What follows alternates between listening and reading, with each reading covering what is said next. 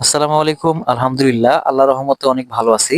তো আজকে আমরা হচ্ছে কি আমাদের কিছু জায়গায় মানে প্রায় ২৮ শতক জমিতে এই চিকন ধান করছিলাম। চিকন মানে কি ছোট, ছোট যে ধানগুলো আছে সেই ধানগুলো চাষ করছিলাম। এটাকে বলে আমাদের এদিকে বলে বাসনা করা ধান। তো এই বাসনা করা ধানগুলো কিন্তু পরিমাণে কম হলেও কিন্তু এর বাজার মূল্য কিন্তু অনেক বেশি। তো আমরা আল্লাহর কাছে শুকরিয়া জ্ঞাপন করি না যে আসলে আমরা একটা ধান রোপণ করছিলাম সেখান থেকে আল্লাহ রাব্বুল আলামিন আমাদের দেখেন কতগুলা ধান দিয়েছে।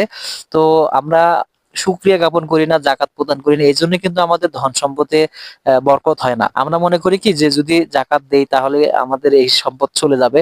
তো জাকাত শব্দের অর্থ হচ্ছে কি বৃদ্ধি পাওয়া বা পরিশুদ্ধি করা। তো আমরা যদি বেশি, বেশি করে দান সদকা করি ইনশাআল্লাহ আল্লাহর রহমতে কিন্তু সেখানে রহমত হয়। শুধু কামাই রোজগার করলেই যে আপনার সম্পদ বৃদ্ধি হবে এটা কখনো নয়। আপনার এখানে রহমতের দরকার, বরকতের দরকার। মনে করেন আপনি অনেক সম্পদের মালিক হইছেন। কিন্তু দেখেন আপনি ইনকামও করছেন অনেক কিন্তু আপনার বাচ্চার বা আপনার একটা অসুস্থের কারণে আপনার সম্পদ চলে যেতে পারে।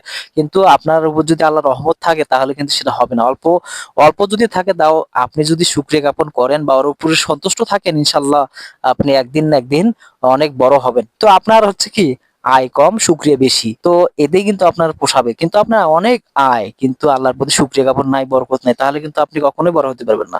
তো আমার এসব কাজ করতে খুব ভালো লাগে। ২৮ শতক জমিতে আমরা কতটুকু ধান পাইছি সেটা আমরা আপনাকে জানাবো। আমরা ২৮ শতক জমিতে প্রায় ৪ মনের মতো ধান পাইছি। আর এটা বাজার মূল্য অনেক বেশি, ৪ থেকে ৫,০০০ টাকা মন সম্ভবত, আমি বেশি একটা জানি না। তো এটুকুই জানি যে এই ধানগুলা কিন্তু দেখা যাচ্ছে অল্প একটু, কিন্তু দেখেন এই যে এই ধানগুলো কিন্তু ওজনও মোটামুটি আলহামদুলিল্লাহ অনেক বেশি। তো আমরা অল্প একটুতেই আল্লাহকে ভুলে যাই। তো আমরা এইসব কাজ করব না। আমরা সবসময় আল্লাহ তাআলার কাছে শুকরিয়া জ্ঞাপন করব। আল্লাহ তাআলা যেন আমাদেরকে সবাইকে সুস্থ রাখে এবং আমরা যেন হালাল রুজি খাইতে পারি এবং বেশি, বেশি করে দান সদকা করতে পারি। আর এই কারণে কিন্তু আমাদের সম্পদের বৃদ্ধি পাবে।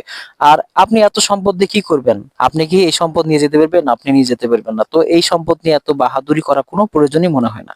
দেখেন আল্লাহর অশেষ রহমতে আমরাও অনেক সুন্দর ধান পাইছি। আসসালামু আলাইকুম।